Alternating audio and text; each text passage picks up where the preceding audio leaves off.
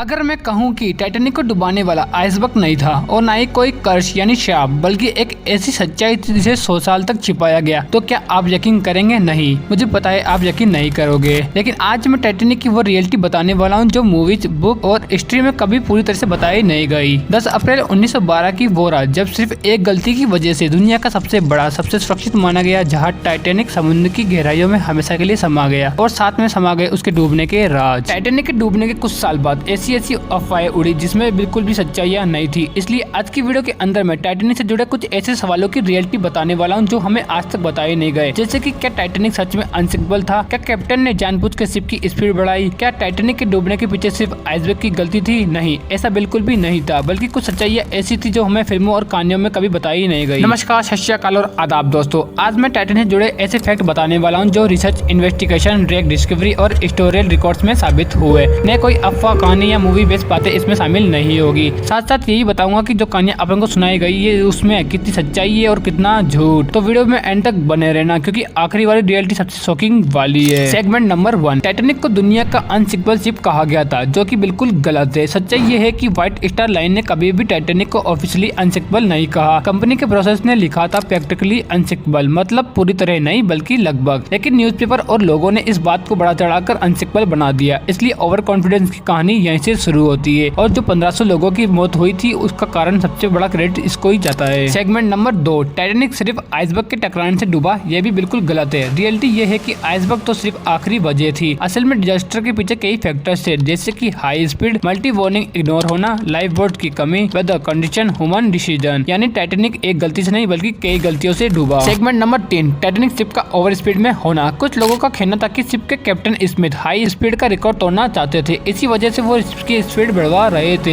Actually ये segment भी कुछ हद तक सही नहीं है। कोई भी ऑफिशियली एविडेंस नहीं है कि कैप्टन रिकॉर्ड तोड़ना चाहते थे। हाँ, ये सच है कि शिप की स्पीड 22.5 नॉट्स थी और आइसबर्ग की वार्निंग मिलने के बाद भी स्पीड कम नहीं की गई, लेकिन इसके पीछे रीजन था। उस समय नॉर्थ अटलांटिक रूट पर स्पीड कम करना कॉमन नहीं था। कैप्टन स्मिथ बहुत एक्सपीरियंस वाले बंदे थे, लेकिन उनकी एक गलती थी कि वो खतरे को अंडरएस्टिमेट कर बैठे, जिससे पूरे टाइटैनिक को आइसबर्ग में दे मारा। सेगमेंट नंबर 4, हमें टाइटैनिक मूवी में दिखाया गया था कि टाइटैनिक पर लाइफ बोट की कमी थी, जिसकी वजह से हजार लोगों की डेथ हुई, लेकिन ये सेगमेंट भी गलत है। रियलिटी ये है कि टाइटैनिक पर लाइफ बोट की कमी नहीं थी, बल्कि जानबूझ के कम रखी गई थी। आमतौर पर टाइटैनिक पर सिर्फ 20 लाइफ बोट रखी थी, जबकि उसमें ऐसी 64 लाइफ बोट रखने जितना स्पेस था। अब सवाल ये है कि आखिर क्यों टाइटैनिक पर सिर्फ 20 ही लाइफ बोट रखी गई? क्या इसके पीछे पैसों की कमी थी या फिर बाकी की लाइफ बोट बनाई ही नहीं गई थी? ऐसा कुछ भी नहीं था। असली रीजन था लग्जरी लुक खराब ना हो। अब देख लो, एक लग्जरी लुक के चक्कर में हजारों की जान चली गई। और हाँ, उस समय के कानून के हिसाब से टाइटैनिक लीगल था, लेकिन सेफ नहीं। सेगमेंट नंबर 5, कुछ रिसर्च में कहा गया था कि टाइटैनिक पानी में बिना टूटे सीधा डूब गया। ऐसा बिल्कुल भी नहीं हुआ था। 1912 के सर्वाइवर्स को अंधेरे और डर की वजह से ये दिखाई नहीं, लेकिन 1985 में जब ब्रेक मिला तो साबित हुआ कि टाइटैनिक सरफेस पर ही 2 हिस्सों में टूट गया था। ये डिस्कवरी मैरीटाइम हिस्ट्री की सबसे बड़ी डिस्कवरी में से एक है। सेगमेंट नंबर 6, टाइटैनिक को आइसबर्ग की वार्निंग नहीं मिली, ये भी रियलिटी नहीं है। रियलिटी ये है कि टाइटैनिक को सिर्फ एक नहीं बल्कि 6 आइसबर्ग वार्निंग मिली थी। ये सब वायरलेस लॉग्स, इंक्वायरी रिपोर्ट्स में दर्ज है, लेकिन हुआ ये था कि कुछ मैसेज लेट पहुंचे और कुछ को सीरियसली नहीं लिया गया। देखा लापरवाही का नतीजा।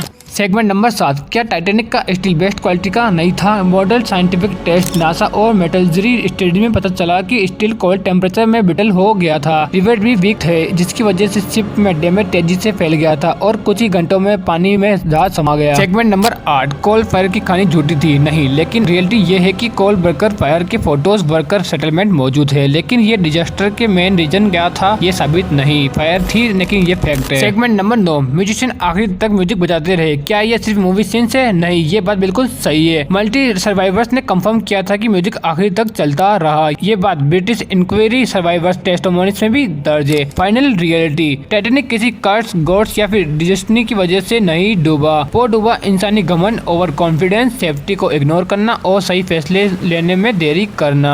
टाइटैनिक हमें एक लेसन देता है कि टेक्नोलॉजी कितनी भी बड़ी हो सकती है, लेकिन नेचर से कभी भी बड़ी नहीं हो सकती। अगर आपको ये रियलिटी ऑफ टाइटैनिक वीडियो पसंद आई तो वीडियो को लाइक जरूर करना और ऐसे ही 100% रिसर्च बेस्ड फैक्ट के लिए मेरे चैनल को सब्सक्राइब करना मत भूलना। कमेंट में बताओ अगली मैथ वर्सेस रियलिटी वीडियो किस टॉपिक पर आपको चाहिए। तो आज के लिए इतना ही, मिलते एक और नई वीडियो में, तब तक के लिए bye bye and take care.